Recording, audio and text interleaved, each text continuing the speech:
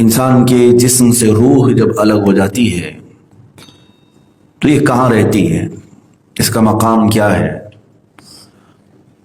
اور اس روح کے متعلق ہمارا اسلامی عقیدہ کیا ہونا چاہیے۔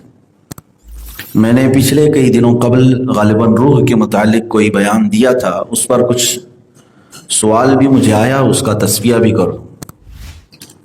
بعض لوگوں کا عقیدہ ہے کہ فلاں کے جسم میں روح آتی ہے، فلاں کی روح آتی ہے، اور اس کے جسم میں حاضر ہو کر کے فلاں بولتے ہیں۔ ان تمام کے معاملات کیا ہوتے ہیں؟ اس کو ایک صاحب نے ایک واقعے سے نقل کر کے دلیل کے طور پر پیش کیا کہ روح کسی کے جسم میں آ سکتی ہے۔ اس سلسلے میں آج آپ سے گفتگو کرتا ہوں، اور ہمارا تعلق جو ذکر کی مجلس کا ہے یہ زیادہ سے زیادہ روح سے ہی ہوتا ہے۔ ہم اپنی روح کی تربیت کے لیے ہی ان مجالس میں شرکت کرتے ہیں۔ اللہ تبارک و تعالیٰ نے روح اور جسم کے متعلق قرآن عظیم میں کیا فرمایا؟ پہلی بات تو یہ ہے کہ روح کے متعلق رب تعالیٰ فرماتا ہے، رسول اگر آپ سے کوئی روح کے بارے میں سوال کرے تو آپ فرما دیں یسألونک عن الروح قل الروح من امر ربی، آپ فرما دیں کہ روح یہ اللہ کا حکم ہے، اللہ کا حکم ہے۔ اسی سے یہ بات ثابت ہوتی ہے کہ روح کو فنا نہیں ہے، یہ عقیدہ یاد رکھ لیں، روح کو فنا نہیں ہے۔ باقی دنیا میں جو کچھ بھی ہے سب فنا ہونا ہے، یعنی جسم ہمارا فانی ہے، فنا ہو جائے گا۔ دنیا میں جو کچھ بھی ہے، زمین، آسمان، چاند، سورج، یہ سب کو فنا ہے۔ روح چونکہ اللہ کا حکم ہے اور اللہ کی صفت یا اللہ کا حکم، کوئی فانی نہیں۔ جیسے قرآن پاک بھی، اس کو بھی فنا نہیں ہے، وہ ہمیشہ باقی رہنے والا ہے۔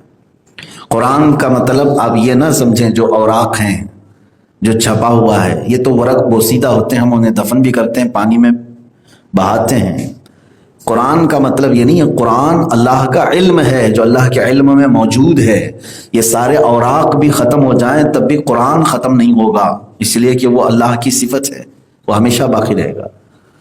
بعض لوگ یہ کہتے ہیں کہ روح بھی فانی ہے، فنا ہو جائے گی، یہ غلط عقیدہ ہے۔ اعلیٰ حضرت فاضل بریلوی رضی اللہ تعالیٰ عنہ نے فرمایا جو روح کو فنا مانتا ہے وہ بد مذہب ہے، بد عقیدہ ہے۔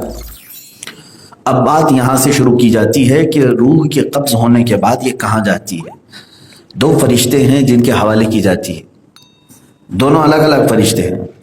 مومنین کی جب روح قبض کی جاتی ہے تو ایک فرشتے ہیں رمیائیل، جن کے حوالے کی جاتی ہیں ساری روحیں، اور کافروں کی جب روحیں قبض کی جاتی ہیں تو ایک فرشتہ ہے دوما نام سے، اس فرشتے کے حوالے ہوتی ہیں۔ اب یہ دو فرشتے ڈیوٹی پر مقرر ہیں ان روحوں کے لیے، خازن جیسے خزانے کی حفاظت کی جاتی ہے ویسے وہ روحوں کی حفاظت۔ اور فرشتہ کوئی بھی اللہ کا ایک بال برابر بھی اللہ کے حکم کے خلاف نہیں کرتا، وہ اپنے کاموں پر مکمل پہرے داری دیتے ہیں۔ تو مومنین کی روحیں قبض ہونے کے بعد فرشتے کے تابع ہیں، لیکن فرق یہ ہے، حدیث پاک میں حضور اکرم صلی اللہ تعالیٰ علیہ وسلم نے ارشاد فرمایا مومنین کی روحوں کو اللہ آزاد فرماتا ہے، وہ جہاں چاہیں سیر کرتی ہیں۔ بعض مومنین کی روحیں سبز پرندوں کی شکل میں جنت کی سیر کر رہی ہوتی ہیں، جو آپ نے دیکھا نا کہ بہت سارے خواب آپ نے سنے کہ فلاں کو ہم نے جنت میں دیکھا، فلاں جنت میں ٹہل رہے تھے، یہ سب معاملات روحوں کے ہیں۔ اب تک تو جنت میں کوئی انٹر نہیں ہوگا، جب حساب کتاب ہوگا قیامت کے دن تب جنت میں جائے گا۔ لیکن جن لوگوں کو دنیا میں انتقال کے بعد لوگوں نے جنت میں دیکھا ہے، یعنی وہ ان کی روحوں کو دیکھا ہے، روحیں سیر کرتی ہیں جنت کی۔ یہ مومنین کی روحیں ہیں، ان کو اختیار ہے۔ اور قرآن پاک میں دو آیتوں میں یہ الفاظ بھی آئے ہیں، کلا ان کتاب الابرار لفی علیین وما ادراک ما علیون، اور ایک میں ہے ان کتاب الفجار لفی سجین وما ادراک ما سجین۔ علیین اور سجین یہ دو وادیاں ہیں۔ علیین میں تمام مومنین کی روحیں پہنچ جاتی ہیں۔ یہ کہاں ہے علیین جگہ؟ 7ویں آسمان کے اوپر علیین اس جگہ کو کہتے ہیں۔ یہ مومنین کی روحوں کے رہنے کی جگہ ہے۔ فرشتہ ہے رمیائیل جو ان کی حفاظت پر مامور ہے، لیکن وہ آزاد بھی ہیں، وہ روحیں علیین میں پہنچائی تو جاتی ہیں، آزاد ہے، جنت کی سیر کرنا چاہیں سیر کریں، اور ایک حدیث میں ملتا ہے کہ چاہے زمزم کے کنویں کے پاس ہزاروں مومنین کی روحیں ہوتی ہیں، وہ وہاں پر ہوتی ہیں، کچھ خانہ کعبہ کے پاس، کچھ رسول اقدس صلی اللہ تعالیٰ علیہ وسلم کے روضے کے پاس. یہ مومنین کی روحیں ہیں. اور کافروں کی جو روحیں ہیں وہ سجین میں ہوتی ہیں. سجین کہاں ہے؟ 7ویں زمین کے نیچے شیطانی لشکر کی جو جگہ ہے. شیطانی جو لشکر ہے وہ ہے شیطان کی ذریت، بہت بڑی ایک وادی ہے علیین، وہ شیطانی لشکر پورا وہاں پر موجود ہے. کافروں کی روحیں وہاں پہنچائی جاتی ہیں، لیکن وہ قید ہوتی ہیں، انہیں آزاد نہیں رکھا جاتا. دوما نام سے جو فرشتہ ان کی حفاظت پر مامور ہے، ان میں سے کوئی روح کو وہ آزادی نہیں دیتا. اب یہاں سے پتہ چلا کہ جو یہ خیال ہے کافروں کی روحیں بھٹکتی ہیں، یہ غلط ہے. وہ تو مرنے کے بعد اور زیادہ قید میں جاتی ہیں، وہاں سے آنے کا سوال ہی نہیں ہوتا. کافروں کی روحیں قید میں ہیں، مومنین کی روحیں آزاد ہیں. آزاد ہے اس کا مطلب یہ بھی نہیں کہ جس پہ چاہے سوار ہو جاتی ہیں. تناسخ ارواح کا عقیدہ کفر ہے. کفر، تناسخ ارواح کسے کہتے ہیں؟ جیسے فلاں کی روح فلاں کے جسم میں آ گئی، یہ عقیدہ رکھنا کفر ہے، اسلام سے نکل جائے گا بندہ. لیکن بہت سارے لوگ جہالت کی وجہ سے ان تمام معاملات کو سچ مان لیتے ہیں. اور کچھ علاقوں میں ایسا ہوتا بھی ہے، پریکٹیکلی طور پر لوگ کہتے ہیں کہ آپ بتائیے ان کے جسم پر کون آیا ہوا ہے. مثال کے طور پر آپ کے محلے سے کسی کا انتقال ہوا، یہاں پر کسی کا انتقال ہوا. اب آپ کے گھر میں مثال کے طور پر آپ کسی کی دادی تھی، دادی کا انتقال ہوا. انتقال کے بعد کہاں ہے آپ؟ کہاں رہ رہے ہیں؟ پارک سائٹ وکرولی میں رہ رہے ہیں. اور پھر ممبئی میں، ممبئی سینٹرل میں جائیں، وہاں کسی ایک عورت کے جسم پر وہ یہاں کی دادی آئی ہوئی ہے. وہ کیسے پتا چلا؟ وہاں کے گھر والوں کے پاس ایک خاتون ہے جو بڑبڑا رہی ہے اور کہتی ہے میں پارک سائٹ میں رہتی تھی، فلاں مجھے فلاں نے مارا ہے، فلاں نے وہ کیا ہے، میری 4 بہنیں ہیں، میرے 2 بھائی ہیں. وہ سب پورے یہاں کے خاندان کی ڈیٹیل بتا بھی رہی ہے. تو وہاں کے لوگ پتہ کرتے ہوئے یہاں آ گئے.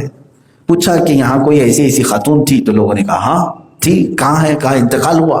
ارے انتقال ہوا؟ وہ تو ہمارے گھر میں ہماری فلاں خالہ کے جسم پر آتی ہے اور تمہارے گھر کے سارے قصے بیان کرتی. اب ان لوگوں کو یقین ہو گیا کہ دادی جو ہے فلاں خالہ کے اوپر آتی ہے. کیسے یقین ہوا؟ آپ بھی اس جگہ پر کھڑے رہیں گے تو یقین ہی کریں گے کہ وہ ممبئی میں رہنے والی ایک عورت وکرولی کی کسی گھر کے بارے میں کیسے جان رہی ہے. اس کے 4 بہنیں ہیں، 2 بھائی ہیں، گھر کے معاملات وہ وہاں رہنے والی خاتون کیسے جان رہی ہے؟ ضرور ان کی دادی ہمارے گھر کے خالہ کے جسم پر آئی ہے، وہی بتا رہی ہے. میرے عزیزو، نہ خالہ کے جسم پر دادی آتی ہے، نہ دادی کے جسم پر خالہ آتی ہے. یہ کوئی تعلق نہیں. ابلیس، شیطان مردود کسی کے جسم پر سوار ہوتا ہے اور وہ ادھر کے حالات لے جا کر اس کی زبان پر بولتا ہے تاکہ گھر والوں کو یہ لگے کہ فلاں کی روح آ گئی. اور روح کے آنے کا یقین رکھ لیتا ہے آدمی تو کافر ہو جاتا ہے. شیطان کا صرف یہی مقصد ہوتا ہے. شیطان چاہتا ہے کہ اس کا ایمان چلا جائے، یہ مان لے کہ اس پر آئی ہوئی روح ہے. یہ تو خیر میں نے دادی اور خالہ کی مثال دی تھی، دادی اور خالہ کی مثال دے دی، خیر ہے. لیکن مسلمانوں میں یہ عقیدہ گھر کر گیا ہے کہ کسی کے جسم پر غوث پاک آتے ہیں، کسی کے جسم پر غریب نواز آتے ہیں، کسی کے یہاں سواری آتی ہے فلاں پیر صاحب کی. یہ سواریاں کیا ہیں؟ روحوں کا اس طرح کسی کے جسم پر سوار ہونے کا عقیدہ رکھنا کفر ہے میرے عزیزو. یہ نہیں آ سکتی، اسلامی عقیدے کے برخلاف ہے. مومنین کی روحوں کا میں نے مقام بتا دیا، وہ کہاں ہے؟ اعلیٰ علیین میں ہے. اللہ ہمیں بھی علیین میں پہنچا ہے. اور کافروں کی روحیں سجین میں ہیں. یہ دونوں لفظ قرآن پاک میں سورہ مطففین میں آئے ہیں 30ویں پارے میں. یہ سجین اور علیین 2 مقامات ہیں جہاں پر کافروں کی روحیں اور مومنین کی روحیں پہنچتی ہیں. مومنین کی روحیں آزاد تو ہیں لیکن کسی کے جسم پر سوار نہیں ہوتی، اور کافروں کی روحیں مرنے کے بعد اور زیادہ قید ہو جاتی ہیں.